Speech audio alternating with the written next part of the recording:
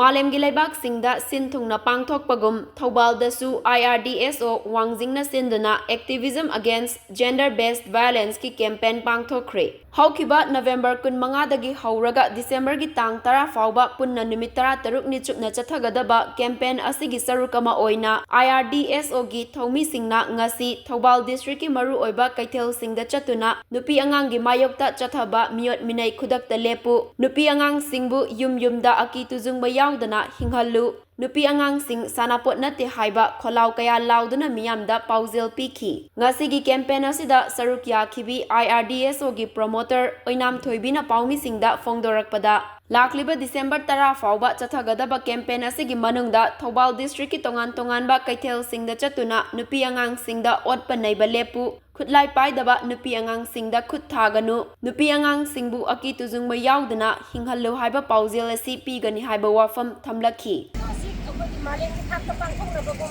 25 November to 10 December as the 16 days activism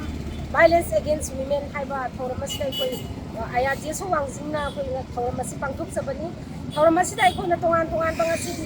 pi angang da on par nei ba lepu aduga koi